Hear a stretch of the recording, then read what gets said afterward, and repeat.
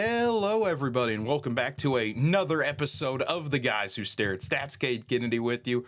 It is another Sunday afternoon, so it's time to once again look at the AP poll. Hardy, the Week 10 poll, if you will. Before we fully get into this, feel free to like the video, subscribe to the channel, all those fun things there. Leave a comment down below.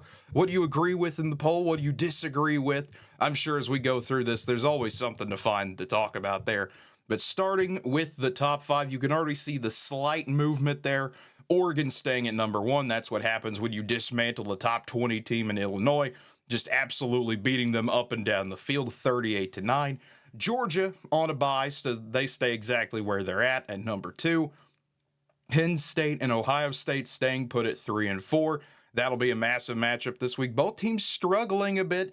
Penn State without Drew Aller for the entire second half of Wisconsin, still able to get the job done. Ohio State playing a pesky Nebraska team, so they had to hold on for dear life there. But once again, they're able to get the job done. That will be a fun matchup to watch this week. And then the first real change you see, Miami and Texas flipping places. Miami now finally in the top five.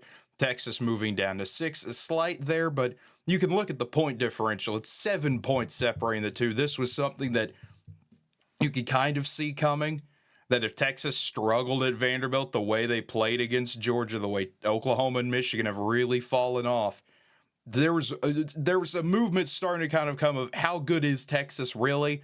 And for Miami to play, their big rivalry game against Florida State and dismantle them. Granted, Florida State's 1-7. They're not good at all. Miami did what a top 5 team's supposed to do in that situation and blew them out. Then we have Tennessee at 7. Nothing changing there. And then Notre Dame moving up to number 8. The big blowout win, forcing 6 turnovers against Navy. Just absolutely rolling over the midshipmen. Impressive win for Notre Dame, to say the absolute least. And you look at their schedule, the only big game they have left is at USC. It's weird saying Florida State's not a big game for them, but that's just how this year's going. BYU number 9, Texas A&M number 10, both impressive wins for them. BYU was an underdog technically at UCF. They come in and blow UCF out. Don't let that 37-24 or 24 school fool you there. That one was a lot more of a blowout than that. And then Texas A&M. We'll talk more about this in the recap video that'll come out either Monday or Tuesday. Just absolute domination in the second half. The switch from Connor Wegman to Marcel Reed absolutely changed the dynamic of that game. Texas A&M was able to unlock that QB run game, and that completely changed everything. Kyle Field got even louder. The environment was fantastic. Texas A&M deserving to be number 10 in the country, the first place team in the SEC right now. And unfortunately, when you have all these teams move up and have impressive wins, someone has to be punished for it.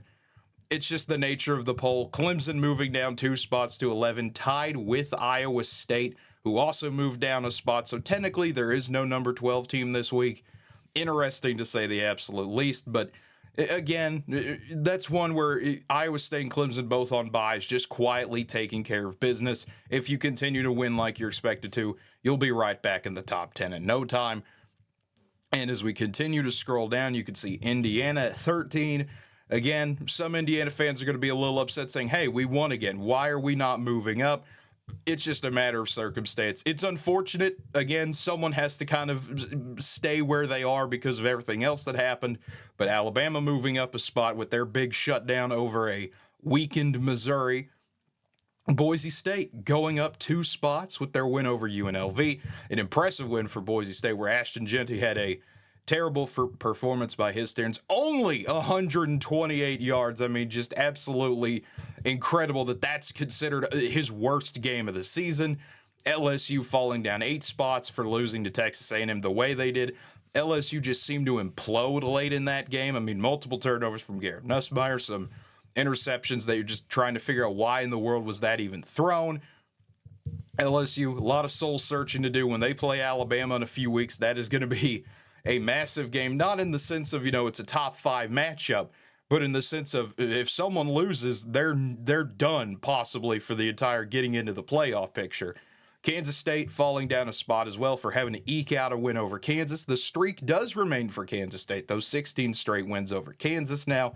But boy, this was an ugly one for K-State. I mean, this was, you had Kansas pinned, you let them come back into the game, just nearly losing to Kansas there. And, you know, if you would have lost to Kansas last year, it would have been a lot more respectable. But this Kansas team that's 2-6 now keeps finding ways to lose one possession games. Just would have been brutal for Kansas State in terms of that and the Big 12 race as well. And then Pitt at 18 going up a spot. Pitt, again, a team no one's really talking about, but they had an amazing game defensively against Syracuse, just forcing turnover after turnover, multiple pick sixes in that game. Pitt looking very strong right now, but staying at number 18 for now. Ole Miss moving down a spot. There's a reason for that. You were trailing to a team that does not have an offensive line. At halftime, 14-10, Oklahoma had that lead. Ole Miss makes some adjustments, and they start teeing off for 10 sacks against Oklahoma. Rebels defense looking strong there. You keep moving down to the final few spots, and there we go. This is where I expected the big change. With all the craziness that happened down here, SMU, who survived, and I mean survived in the greatest sense of the word, at Duke, 28-27 in overtime. Duke missed multiple field goals, had one blocked. SMU just imploded, turnover after turnover and punts and nothing going their way, but they're able to step up on special teams and defense, and SMU somehow finds a way to win at Duke. They get rewarded for that, moving up to number 20. Army on a bye week, they're up to 21. And welcome in Washington State. It's been a while, but the Wazoo at number 22, their win at San Diego State. One of those fun late night games. Washington State, a deserving team to be ranked. And then Colorado at 23. Deion Sanders said, do not rank us. We don't want to be ranked. Unfortunately for him, Colorado's going to be ranked. This was a matter of who do you put in? Who do you not put in? Someone had to be there. So Colorado being 6-2 in the Big 12, still a way to be in that Big 12 championship race. Colorado, so far, a really fun team to watch this year. I think they've surprised a lot of people. They've surprised me with how well they've looked. It'll be fun to see how the season progresses for them. Illinois falling down to 24, only 4 spots. There's a reason for that. You got blown out by the number 1 team in the country. Yeah, it's bad that you lost, but if you're going to lose to anyone, if you cannot find a more quality loss than going to the number 1 team in the country in Oregon and losing. And then Missouri at 25, just, let's check here, because look at that, only 44 points. You don't see that number ever. That nobody knows who the 25th best team in America should be. So Missouri, I guess, somehow got there by default. We'll see. And you look at the other receiving votes, and there you go. I mean, my goodness, look at this. 41 for Vanderbilt, 34 for Memphis, 28 for Tulane, 23 for Navy, and then Louisville with 5. Nobody knows who the 30th best team in America is right now. That's just how this season has been. It's a weird type of year. Vanderbilt losing to Texas, but the way they did, the way they fought in that game and hung around, only losing by 3. If Missouri maybe gets beat by another touchdown, if it's maybe a 40-point loss, there might have been a way that Vanderbilt stayed somehow in the top 25, which would have been respectable. I mean, 5-3 Vandy, they're ranked.